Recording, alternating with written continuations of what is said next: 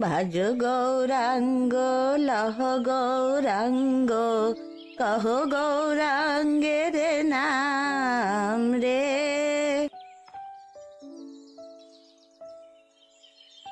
ওহে অবিনাশ, এই নাও আজকের দুধ। বলি ওভাবে মাথায় হাত দিয়ে বসে আছো কেন গো? আর বলো না বৌদি, আমার যে কপালটা গেল। সব শেষে কি ভেবেছিলাম, কি হয়ে গেল। মান সম্মান সব গেল, যে আমার মাথা যে হেট হয়ে গেল গো। ওরে বাবা, এমন কি কাণ্ড হলো বলো তো, যে তোমার মাথা হেঁট হয়ে গেল? আর বলো না, এই পলাশটা একটা কাণ্ড করে বসেছে। আমার ছেলে হয়ে ও এমন বুদ্ধিহীন কাজ করবে আমি বাপের জন্মেও ভাবিনি। হেয়ালি করো না কো, বলো দেখিনি হয়েছেটা কি? এত নাকে কান্না কাঁদছো কি কারণে? কি আর বলবো, পলাশটা কালকে বিয়ে করে বসেছে শুনলাম। সে তো ভালো কথা, অনেক দিন হলো কোনো অনুষ্ঠান হয়নি। এবার না হয় তোমার বাড়িতে কবজি ডুবিয়ে আমি চব্বচস্য খাবো। আর কাটা খায়ে নুনের ছিটে দিও না বৌদি, অন্তত তুমি আমার দুঃখটা বোঝবার চেষ্টা করো। তা ছেলে বিয়ে করেছে, তাতে দুঃখ কেন গো? তোমার তো আনন্দ করার কথা। আনন্দ হতো যদি ভালো ধনী পরিবারের মেয়ে বিয়ে করত। এখন ও জাতের গরিব ঘরের মেয়েকে বিয়ে করেছে শুনলাম। কত আশা করেছিলাম পলাশকে একটি উচ্চ বংশের ধনী ঘরের মেয়ের সাথে বিয়ে দেব, কিন্তু পলাশ আমার মনের গোড়ায় জল ঢেলে দিয়েছে। তাই বলো, এই কাজটা পলাশ মোটেও বুদ্ধিমানের মতন করেনি। তা বলি কি, শোনো, তুমি ওদের কোনো মতে ঘরে ঢুকতে দেবে না, বুঝলে? এই শত কান্নাকাটি করলেও দিও না কিন্তু। সে তো আমি আগেই ভেবে রেখেছি। তা তোমার মন তো আবার দয়াল ঠাকুর, তাদের কোনো কথায় কান দেবে না। অনেক চেষ্টা করবে ওরা তোমাকে পটানোর, কিন্তু ওদের কোনো কথায় তুমি কিন্তু গিলে ফেলো না। জাহান্নামে যা করা। সেটা করলে ভালো হবে কি? আরে আলবাত হবে, যদি বেশি কান্নাকাটি করে বলে দিও যৌতুক চাই। ওই 10 ভরি সোনা, নগদ 2 লক্ষ টাকা, আর অন্তত 1 বিঘা জমি, বুঝলে? বুদ্ধিটা তুমি দারুণ বললে তো বৌদি।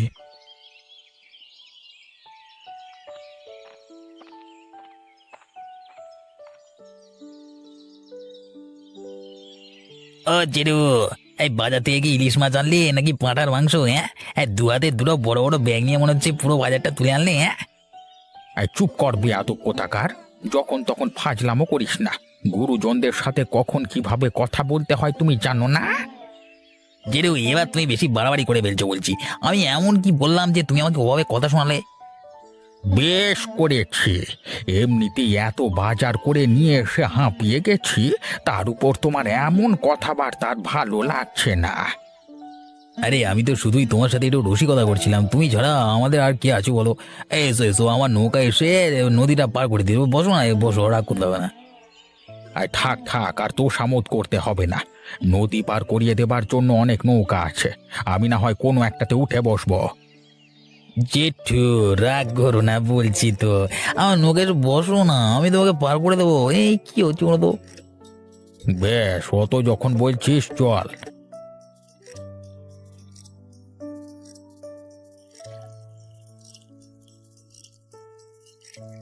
আচ্ছা জেঠু, একটা কথা জিজ্ঞেস করি, মানে তুমি এত মন মরা হয়ে আছো কেন বলো তো? জেঠির সাথে ঝড় হয়েছে নাকি? আর বলিস না, তাকে নিয়েই তো আমার মনে অশান্তি রে।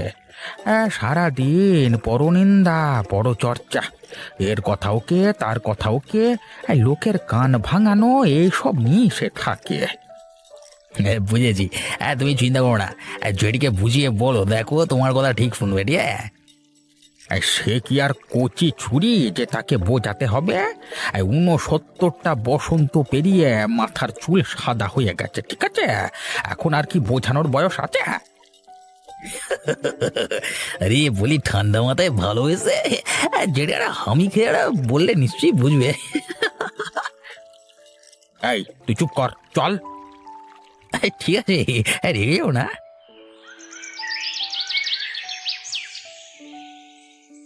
খেলা ঘর পাততে লেগেছি আমার।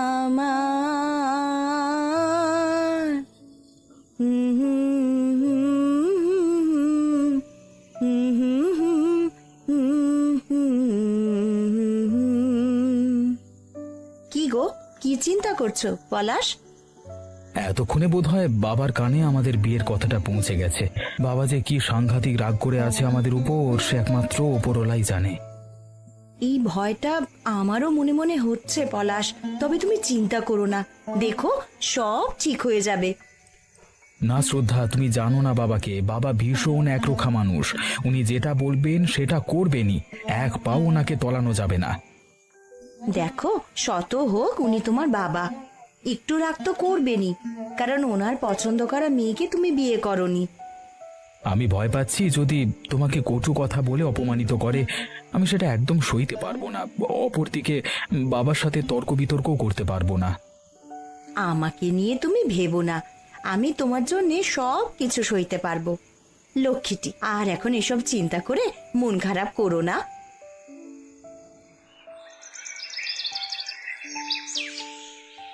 দেখতেই তো পারছো জল জ্যান্ত তোমার সামনে বসে আছি। হ্যাঁ, না ওই একটু সার দিয়ে আপনার বাড়িতে ঢুকলাম আর কি। তো আপনার মনে হচ্ছে মন মেজাজ খারাপ হয়ে আছে? মাতব্বর হয়ে গেছো নাকি? তোমার এত পরশ্রী কাতরতা কেন শুনি? আমার মুড কেমন আছে না আছে তোমার জানবার কোনো দরকার আছে? যে কাজে এসেছো সেটা করে এক্ষুনি বেরিয়ে যাও আমার বাড়ি থেকে। বাবু, আপনাকে দেখে ভীষণ চিন্তিত দেখাচ্ছে, সেই কারণেই মানে আমার সাদা মনে কাদা নেই, আপনাকে জিজ্ঞাসা করলাম। আপনি আপনি গ্রামের মোড়ল মশাই, এরা আপনার ভালো মন্দের খবর রাখাটা আমাদের কর্তব্য গ্রামবাসীদের।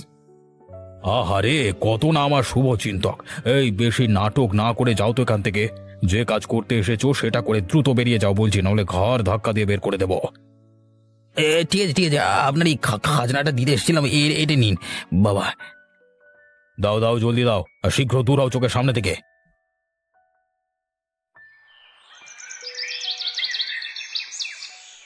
হরি দিন তো গেল, সন্ধে হলো, পার করো আমারে।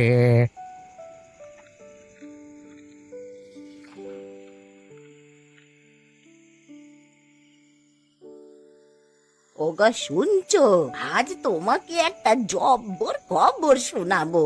খবরটা শুনে আশা করি তুমিও খুব খুশি হবে। হরি ডেকে দিল রে, আবার চলে এসেছে কেন? আবার কার ঘর ভাঙানোর পরিকল্পনা শোনাবে তুমি আমাকে? আহ মরণ, বুড়ো বয়সে ফাজলামো করছো?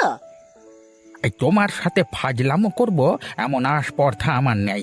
বলো কি এমন খবর যেটা শুনে আমি আনন্দিত হব? বল বল বলো, বলি ফেলো দেখি।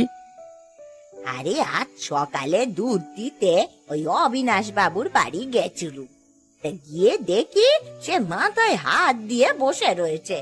আমি তাকে জিজ্ঞাসা করলাম, তা সে তখন বলল তার ছেলে নাকি অজাতের এক গরিব মেয়েকে বিয়ে করেছে, তা সেই খবর পেয়েছে বলেই তার মন মেজাজ নাকি খারাপ। তা ছেলে বিয়ে করেছে, এতে তো আনন্দের কথা। অবিনাশ বাবুর দুঃখ না করে খুশি থাকা উচিত। আর প্রকৃত মানুষ যারা, তারা কখনো কোনো জাত পাত গরিব ধনী দেখে না। মেয়েটা যদি শিক্ষিত হয় সেটাই উত্তম। আর অবিনাশের এখন আনন্দ করা উচিত। আরে আনন্দ তো আমি করব, ওই অবিনাশের কান ভাঙিয়ে ওর বাড়িতে আগুন লাগিয়ে। সেই আগুন এতটাই জ্বলবে যে সারা গ্রাম আলোকিত হয়ে উঠবে, আর আমি ওই পায়ের ওপরে পা তুলে উপভোগ। ছি ছি ছি ছি, তুমি একটুও শোধরালে না গো। সব সময় শুধু লোকের সংসারে আগুন লাগানোর কথা। ভুলে যেও না, পাপ কিন্তু বাপ কেউ ছাড়ে না। আরে চুপ করো তো বলছি, নিজে তো কোনো কমেন না, শুধু বসে বসে খাওয়া আর আমার ভুল ধরা। আমারই কপাল খারাপ যে তোমার মতন একজন অপদার্থ লোককে আমায় বিয়ে করতে হয়েছিল। ভুলে যেও না, আমি বুদ্ধি করে সংসার চালাচ্ছি বলেই দুবেলা দুমুঠো খেতে পারছো। এর ওপর আবার বেশি বেশি কথা বললে না, আমি তোমার ওই খাবার দাবার দেব বন্ধ করে, বুঝলে?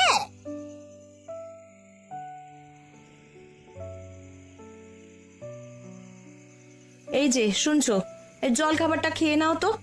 আমি পেঁয়াজ, কাঁচা লঙ্কা, চানাচুর আর আচারের তেল দিয়ে মুড়ি মেখে নিয়ে এসেছি। খেয়ে দেখো না কেমন হয়েছে। রেখে দাও ওখানে, পরে খেয়ে নেবো। কি ব্যাপার বলো তো, তুমি এত মন মরা হয়ে আছো কেন? শরীর টরীর খারাপ করেছে নাকি? শরীর আমার ঠিকই আছে, কিন্তু মন ভালো নেই। নদীর পাড়ে নৌকাটা বেঁধে রেখে বাড়ি ফেরবার পথে অবিনাশ বাবুর ঘরে গেছিলাম খাজনাটা দিয়ে আসবার জন্য। আচ্ছা বেশ, এটা তো ভালো কাজ করেছো। তবে তোমার মন খারাপ হয়েছে কেন সেটা তো বলো। বলছি অবিনাশ বাবুকে দেখে মনে হলো ওনার মনটা ভালো নেই, তাই ওনার মন খারাপের কারণটা আমি জিজ্ঞাসা করলাম আর কি। তো আমার সাথে এমন বাজে ব্যবহার করলো। আমি খুব সাধারণভাবে ওনাকে জিজ্ঞেস করেছিলাম, কিন্তু আমার উপর এমন চটে গিয়ে খেকে করে উঠলো একবারে। যা অপমানিত হলাম আমি। তাই বলো? উনিও পারেন বাবা, ওনার ছেলের উপর রাগটা তোমার উপরে ঝেড়ে দিলেন। তার পলাশির উপর আবার কিসের রাগ? পলাশির উপর কি কারণে রাগ করেছেন উনি? আসলে কাল নাকি শহর থেকে খবর এসছে যে পলাশ একটা গরিব মেয়েকে বিয়ে করেছে। মেয়েটি অন্য জাতের, তাই অবিনাশ বাবুর মাথা একেবারে গরম হয়ে রয়েছে। আচ্ছা, এই হচ্ছে অবিনাশ বাবুর আসল রাগের কারণ, যার জন্য উনি আমাকে অপমান করলেন, তাই তো?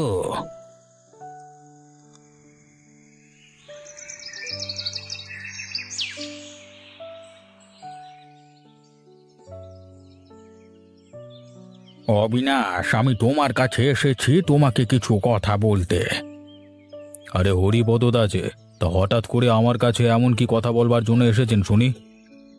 শুনলাম পলাশ নাকি বিয়ে করেছে, আর তুমি এই বিষয়টি নিয়ে খুবই অসন্তুষ্ট। আপনি কথাটা ঠিকই শুনেছেন, তবে আপনার আমার কাছে আসবার কারণটা পরিষ্কার করুন।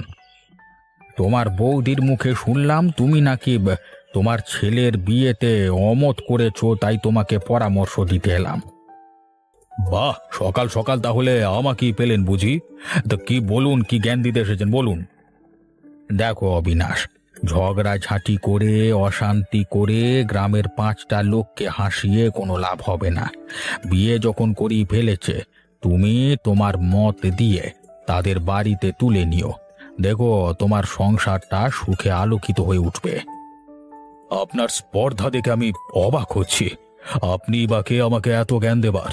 আমার ছেলে, আমার ঘর, আমি ঝগড়া করি না আপোষে তাদের মানিয়ে নিই সেটা আমি বুঝবো। আপনার এখানে নাক গলানোর কোনো প্রয়োজন আছে কি? যান, যান বাড়ি ফিরে যান। তোমার বৌদির মুখে তোমার মনের অশান্তির কথা ভেবে এই গ্রামের বয়োজ্যেষ্ঠ হিসেবে তোমাকে বোঝাতে এসেছিলাম, কিন্তু তুমি আমাকে অপমান করে তোমার বাড়ির থেকে তাড়িয়ে দিচ্ছ।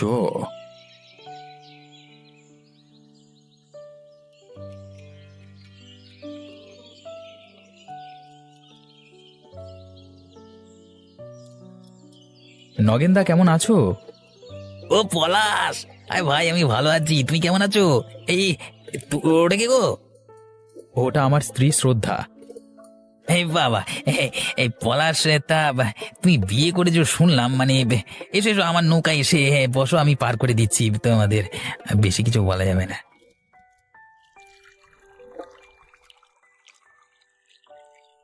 তা পলাশ, কবে বিয়েটা করলে আমাকে বলো ভাই। নগেনদা, বেশ কিছুদিন ধরেই আমরা দুজন দুজনাকে চিনি আর কি। হ্যাঁ, কিছুদিনের মধ্যেই আমাদের মধ্যে ভালো বন্ধুত্বের সম্পর্ক তৈরি হয় এবং তারপর ওই আর কি ভালোবাসা, অবশেষে দুজনে বিবাহ বন্ধনে আবদ্ধ হবার সিদ্ধান্ত নিই আর কি। বেশ বেশ, এবার সুখে শান্তিতে সংসার করো, ভালো দেখো তোমরা।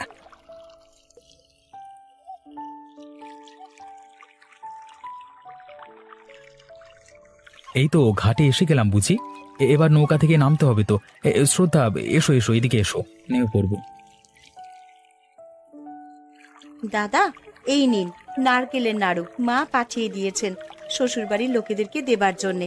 এই গ্রামে আসার পর আপনার সাথে প্রথম পরিচয় হলো, তাই কটা নাড়ু আপনাকে দিলাম।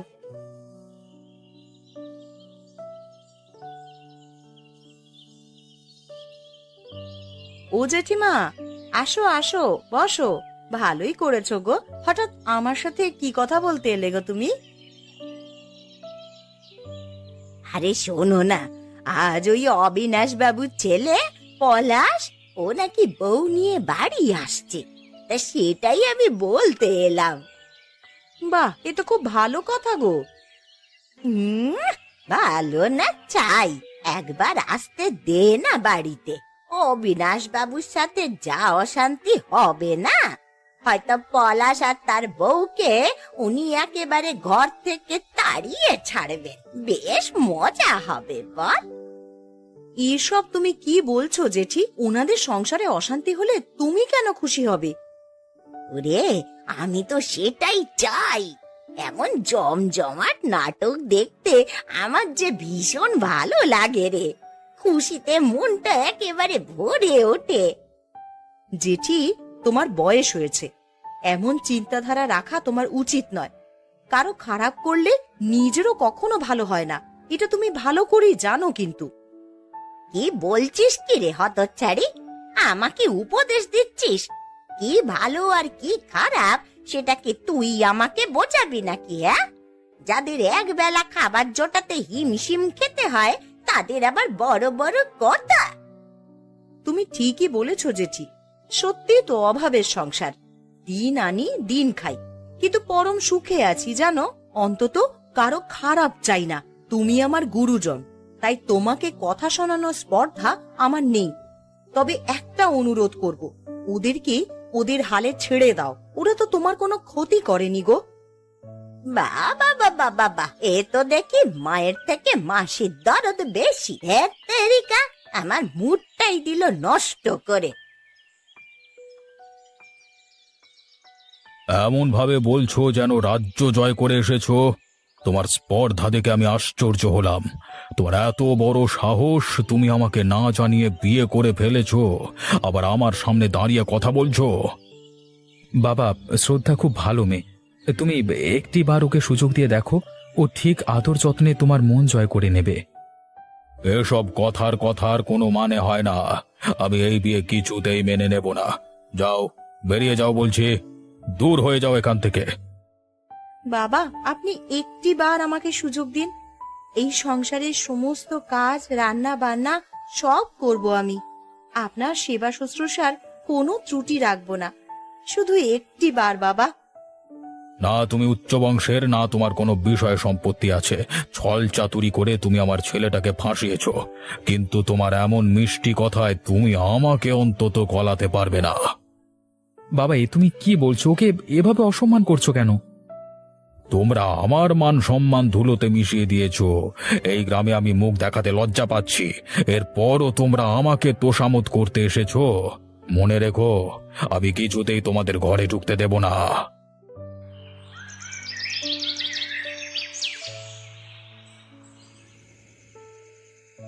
আরে পলাশ, শ্রদ্ধা, বা আমি খুব খুশি হলাম তুমি আমাদের বাড়িতে এসেছো। নগেনদা, উপায় না পেয়ে তোমার বাড়িতে এলাম। বাবা আমাদের তাড়িয়ে দিয়েছেন, শ্রদ্ধাকে অনেক অপমান করেছেন। অবিনাশ বাবুর মাথাটা সত্যি খারাপ হয়ে গেছে, এমন সুন্দর ছেলে, ছেলের বউকে কেউ অস্বীকার করতে পারে? ঠিকই বলেছ, অবিনাশ বাবুর যে কবে সদ্বুদ্ধি হবে। দাদা, আমিও বাবাকে অনেক করে বললাম যে বাবা, আমাকে একটি বার সুযোগ দিন, আমি আপনার সেবা যত্নের কোনো ত্রুটি রাখবো না। কিন্তু উনি আমাকে যা তার সম্পত্তি নিয়ে কত কথা শোনালেন। নগেনদা, বৌদি, আমি আগে থেকেই ধারণা করেছিলাম যে বাবা আমাদের এভাবে অসম্মান করবেন।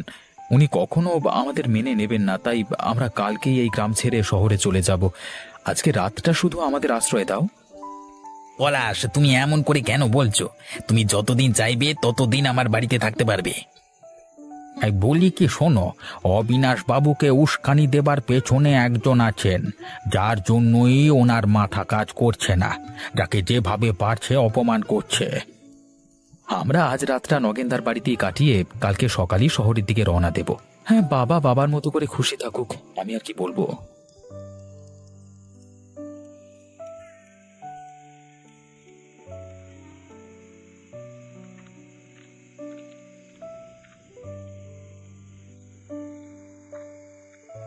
কি ব্যাপার, এত খুশি কেন? আবার কার সর্বনাশ করলে?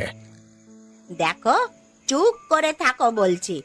আমার মেজাজটা আজকে অত্যন্ত খুশি হয়ে রয়েছে। তুমি বাপু এতে আর কোনো বিঘ্ন ঘটিও না। এত খুশি হবার কারণ জানতে পারি কি? ওই যে বলেছিলুম না, পলাশ নাকি সদ্য বিবাহিত বউকে নিয়ে ওই অবিনাশ বাবুর বাড়িতে এসেছিল, কিন্তু অবিনাশ বাবু তাদেরকে অসম্মান করে তাড়িয়ে দিয়েছে গো। সে কি কাণ্ড! অবিনাশ বাবু এটা ভালো কাজ করেননি। আলবাত করেছে। যাক, আমার কথা শেষমেশ অবিনাশ শুনেছে, আর পলাশকে চিরদিনের মতন বাড়ি ছাড়া আমি করতে পারলাম। অবিনাশের মাথাটা যা মোটা, ওকে যা বুঝিয়েছি ও তাই বুঝেছে। যাক বাবা, ওর কান ভাঙিয়ে দিয়ে ওর সংসারে বেশ আগুন ধরাতে পারলাম। শোনো, অন্যের সংসারে আগুন ধরালে সেই আগুনের তাপ নিজেরও গায়ে লাগে, জেনে রেখো। এই কাজটা তুমি ভীষণ বাজে করেছো। কোথায় সুবুদ্ধি দিয়ে তার বাবা ছেলেটাকে এক করাবে তা না, কুবুদ্ধি দিয়ে ঘরটাকে ভাঙিয়ে দিলে। বাপ কিন্তু বাপকেও ছাড়ে না, আমি বারবার বলছি। আরে রাখো তো তোমার সাধুর মতন কথা। আমার এখন খুশিতে না একটু গান গাইতে ইচ্ছে করছে। ওই যে কি যেন একটা গান আছে না গো, ওই যে ঠিক মনে পড়ছে না। ওই, হ্যাঁ, ওই যে বেশি এসো না কাছে, আমার যে আগুন আছে, জ্বলে পুড়ে তুমি হয়ে যাবে ছাই। এসব আমি কি শুনতে পেলাম? বৌদি আমার মাথায় কুবুদ্ধি দিয়ে আমার মাথা খারাপ করে দিয়েছে। আমি আমার একমাত্র ছেলে, ছেলের বউয়ের সাথে এমন খারাপ ব্যবহার করে তাড়িয়ে দিলাম। আমার এটা করা উচিত হয়নি। আমি ছেলে বউকে ভুল বুঝেছি। বাবা পলাশ, এদিকে দেখ, আমি এসেছি। বাবা শোন আমার কথা।